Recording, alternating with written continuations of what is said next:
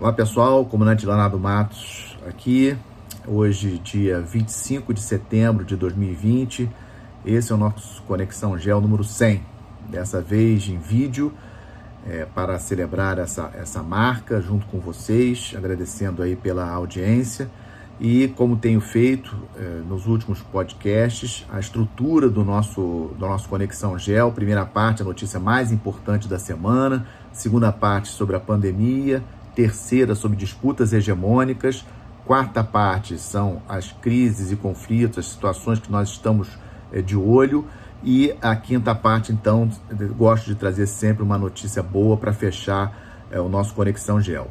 Como notícia mais importante da semana, o que trago para vocês, a abertura da Assembleia Geral das Nações Unidas, as Nações Unidas completando 75 anos essa semana, a abertura ocorreu na terça-feira, o discurso de abertura, o primeiro chefe de Estado a fazer o discurso tradicionalmente é o Brasil, seguindo-se do anfitrião, o presidente Trump dos Estados Unidos e demais presidentes, e vários discursos já ocorreram essa semana, e eu queria destacar alguns pontos. O primeiro deles, que eu acho importante, nós lembrarmos do porquê que a ONU foi criada.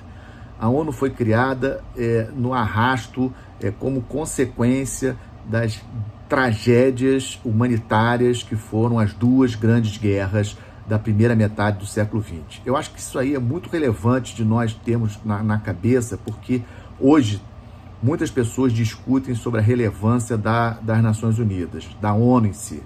E é importante, na minha avaliação, nós lembrarmos que a ONU veio em função das duas grandes guerras, do verdadeiro massacre de seres humanos que ocorreu na primeira metade do século XX. Vimos outras guerras depois da criação da ONU, sem sombra de dúvida, mas nada comparado com o que vimos na Segunda Guerra Mundial e na Primeira Guerra Mundial. E isso é um fato relevante e eu acho que sim, a ONU é um organismo muito importante, temos muitas questões multilaterais para serem discutidas, não tem como vivermos isolados em muros, dentro de muralhas, não estamos mais na Idade Média, temos muitas questões globais, como eu falei, como a questão climática importantíssima, a questão das pandemias, como estamos vendo agora, questão das migrações, questão dos crimes transnacionais, ou seja, temos várias questões que são multinacionais, ou seja, depende da coordenação entre os países, questão cibernética, questão espacial, ou seja, são várias questões. Isso não quer dizer que a ONU não tenha problemas. Na minha avaliação, a ONU tem sim problemas.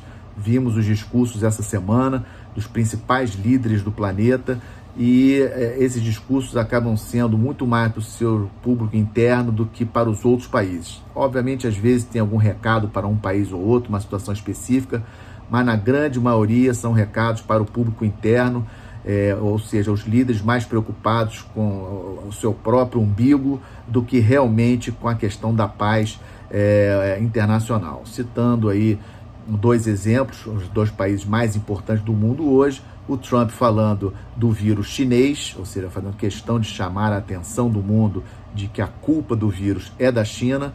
Não estou livrando a cara da China, a China teve vários problemas em relação ao vírus lá no início, por não ter avisado a comunidade internacional com propriedade, etc. Mas se nós entendermos, se os cientistas, se a maior parte dos cientistas entendem que o vírus surgiu de uma forma natural, não foi criado em laboratório e espalhada de propósito, esse é o consenso dos cientistas sérios do mundo, não se pode culpar a China e ficar chamando de vírus chinês. E, por outro lado, vimos o presidente da China, o Xi Jinping, falando de multilateralismo, da importância da globalização e do multilateralismo.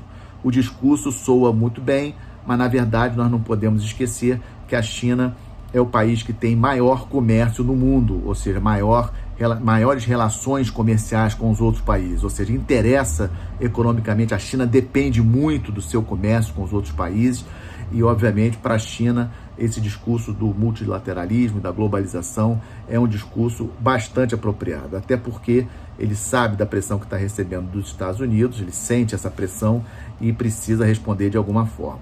Então, de maneira geral, nós estamos passando por um momento muito ruim na ONU, completando 75 anos, num ano de pandemia, no ano que a organização seria testada, e o teste, na minha avaliação, a ONU não passou na prova, né? Mas isso não quer dizer que nós devamos acabar com a ONU. Nós devemos sim discutir a ONU e tentar reestruturá-la. E um dos caminhos que eu acredito que seja importante nós buscarmos é a reformulação do Conselho de Segurança. Não faz mais sentido nós termos apenas 5 membros permanentes do Conselho de Segurança, uma estrutura pós-Segunda Guerra Mundial. É uma coisa inconcebível. Países como Índia, como Japão, como Alemanha, o próprio Brasil, país importante no sistema internacional, com grandes populações, entre as 10 maiores economias do planeta, não terem assento permanente no Conselho de Segurança. E a questão também do veto no Conselho de Segurança, eu acho que é um instrumento péssimo. O Conselho de Segurança deveria ser por maioria simples, né? Ou seja, uma coisa realmente global. Esse poder todo para esses 5 países, na minha avaliação, não se justifica. Isso não ajuda a paz mundial. E essa, para mim, é a principal lição dessa semana. Estamos passando por um momento muito difícil, mas que deve incentivar a todos a discutir, a rediscutir uma nova ONU, uma reformulação dos organismos multilaterais, e é essa a primeira notícia mais importante que trago para vocês essa semana. Segunda parte do nosso Conexão Gel, a questão da pandemia. Tenho falado em todos os podcasts desde o final de janeiro, infelizmente, desde que a China fez aquele super lockdown na província de Hubei, uma coisa impressionante, mais de 30 milhões de pessoas. E os números que nós temos hoje são números muito ruins, 32 milhões de casos, quase 1 milhão de mortos. Devemos chegar a essa cifra de 1 milhão de mortos, acredito eu, que no domingo, pelo avançar da doença. O país que hoje, de uma maneira geral, mais preocupa é a Índia, números muito grandes. A Índia tem tido aí entre 85 e 90 mil casos diários da doença. Temos a questão aí da segunda onda na Europa, que temos visto um aumento dos casos diários na Espanha, na França principalmente, alguma coisa de Reino Unido e Itália. Os países estão sendo obrigados a tomar novas medidas de quarentena. Podemos considerar também um relativo fracasso das medidas de contenção da doença aqui no continente americano. Estados Unidos, a maior potência econômica do planeta, aí, em primeiro lugar em número de casos e número de mortos. Temos Brasil, temos México, temos Colômbia, Peru, Argentina agora, o 9º país em número de casos do mundo. A Argentina num lockdown bastante restrito, mas mesmo assim não conseguindo evitar aí o aumento do número de casos.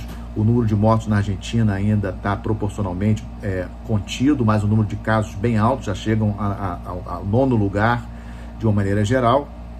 E a boa notícia é que várias vacinas praticamente aprovadas. Eu acredito que apenas para o primeiro semestre de 2021 nós efetivamente vamos conseguir ter uma vacina confiável e sendo aplicada em toda a população mundial. É uma boa notícia por um lado, porque mostra que a ciência conseguiu correr atrás e tentar chegar aí. São várias vacinas sendo testadas já em terceira fase. Mas, por outro lado, vimos também uma certa geopolítica da vacina, ou seja, uma disputa entre os principais países. A Rússia, o Putin, vindo com esse nome Sputnik, para chamar a atenção de que os russos conseguiram primeiro a vacina exitosa. Não temos essa confirmação ainda, mas a Rússia quis largar na frente, como se fosse uma competição entre os países. Muito ruim isso. Se os países tivessem se organizado, tivessem compartilhado informações com relação às pesquisas que estavam sendo realizadas desde o início, talvez já tivéssemos uma vacina que pudesse ser aplicada na humanidade como um toda, de graça, né? Isso não pode virar um business, não pode virar uma disputa econômica entre as empresas farmacêuticas. O momento agora é de salvar as pessoas, de salvar a humanidade de uma maneira geral. Então esse é o lado muito ruim também dessa pandemia, obviamente as mortes e os casos, mas essa questão da disputa geopolítica pela vacina é uma preocupação, é um dado bastante negativo desse ano de 2020 em relação à questão da pandemia. A terceira parte do nosso Conexão, disputas hegemônicas. Eu deixo esse quadro para falar mais da situação específica entre China e Estados Unidos e com algumas pitadas de Rússia. Começando pela Rússia, a questão principal que ainda está indefinida, a guerra civil na Ucrânia, as províncias do leste ali da Ucrânia que são pró-Rússia. Essa situação ainda não está totalmente resolvida, é uma situação muito importante. E, obviamente, a situação na Bielorrússia, A Bielorrússia, vocês acompanharam aqui no Conexão, ocorreram eleições no início de agosto, as eleições foram muito contestadas pela população, a União Europeia e os Estados Unidos não querendo reconhecer o novo governo do presidente Lukashenko, o Putin apoiando o presidente Lukashenko da Bielorrússia. A Bielorrússia é importante para a Rússia como um buffer state, ou seja, um estado tampão em termos ali de relativa proteção em relação aos países da Europa, né? Geograficamente a Bielorrússia fica ali entre a Rússia e a Polônia, então assim é uma posição importante. A Rússia não pode perder, digamos assim, a Bielorrússia, então obviamente é um caso que preocupa. Especificamente em relação a Estados Unidos e China, a questão que mais nos chama a atenção e nós temos que acompanhar com bastante cuidado é a situação em Taiwan. Taiwan não a China considera Taiwan como uma província rebelde, é importante a gente entender isso. A China não abre mão de Taiwan voltar a fazer parte integralmente da China, né, da República Popular da China, só que Taiwan não é Hong Kong, né? Nós temos visto aí ao longo desse ano passado também, todos aqueles protestos em Hong Kong. A China modificou a lei de segurança em relação a Hong Kong, tem feito várias prisões, inclusive ontem fez mais uma em relação a um dos líderes dos protestos em Hong Kong, mas Hong Kong é colado no continente chinês, na China, né? E é muito difícil. Hong Kong não tem solução, né? Eu acho que não vejo como os habitantes de Hong Kong querem mudar esse status quo de cada vez mais se incorporar à China. Mas Taiwan é diferente. Taiwan, ilha, 30 milhões de habitantes, possui uma força armada própria. Hong Kong não tem força armada, por exemplo, mas Taiwan tem força armada com apoio dos Estados Unidos. Taiwan é uma das 30 maiores economias do planeta, ou seja, Taiwan não é um país qualquer, né? Então, para a China realmente trazer Taiwan novamente, isso é difícil, e de todas as questões envolvendo a China é a questão que mais me preocupa. E, obviamente, vamos ver aí essa guerra comercial entre Estados Unidos e China, não apenas comercial, mas tecnológica, essa briga pelo 5G, essas questões contra a empresa Huawei chinesa.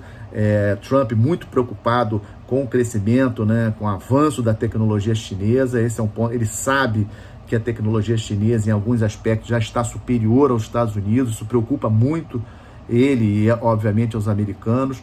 Aliás, um detalhe importante, mesmo que entre Trump e Biden, não interessa qual dos dois, a China continuará sendo aí alvo de qualquer um dos dois presidentes americanos aí no próximo mandato, porque realmente é uma questão importante. E, como eu falei, o que mais me preocupa é a questão de Taiwan.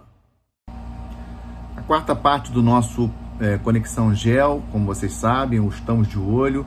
Eu dividi em blocos essa quarta parte. Primeiro, falando de América do Sul, preocupa-me muito a situação na Venezuela. Temos previsto aí eleições legislativas para dezembro, mas a situação em termos de economia da Venezuela, em termos de falta de combustível, vários problemas que estão acontecendo por lá e que nós não temos prestado muita atenção, mas são problemas que preocupam. Venezuela, nosso entorno estratégico, temos fronteira física com a Venezuela, sem sombra de dúvidas, é um caso muito importante de nós acompanharmos e me preocupa. Também, como estamos de olho, a situação na Argentina, como eu já tinha falado anteriormente, a Argentina aí com previsão de queda na economia de mais de 11% em 2020, a Argentina já vem de recessão desde 2018, então a situação na Argentina, de uma maneira geral, preocupa. Agora, em outubro, temos eleições na Bolívia. A princípio, o candidato do ex-presidente Evo Morales está na frente e, obviamente, fazendo parte também do nosso entorno estratégico, eleições bastante conturbadas, foram desde a saída do Evo Morales no ano passado, muitos protestos na Bolívia. Então vamos aguardar o resultado dessas eleições que ocorrerão agora em outubro. Também no continente americano, obviamente, talvez um dos eventos mais importantes do ano, as eleições nos Estados Unidos em novembro. É muito difícil de prever o que vai acontecer. Hoje eu diria que o Trump leva uma vantagem em cima do Biden, porque o Trump, esse discurso todo, essa questão toda da violência, essas manifestações, elas acabam de certa forma ajudando o Trump, porque ele vem com esse discurso da segurança. O Biden me parece bem mais fraco do que na época mesmo que foi o vice-presidente do Obama, não mostra muito vigor e, obviamente, isso passa, a imprensa americana mais à direita divulga isso bastante, o próprio presidente Trump brinca muito com essa questão em relação ao Biden.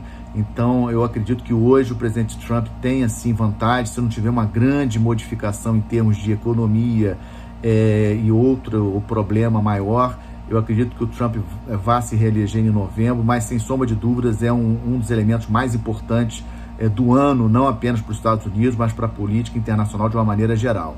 Na Europa, o que me preocupa é a questão Turquia-Grécia, são dois países da OTAN, aquela disputa marítima ali no Mediterrâneo, é uma preocupação muito grande. É importante a gente ter isso aí bem claro na cabeça, que as disputas marítimas serão cada vez mais importantes daqui para frente, as disputas por delimitações de áreas marítimas, de áreas de jurisdição de cada país. Então essa é a questão que mais me preocupa, já falei sobre a Bielorrússia no terceiro quadro.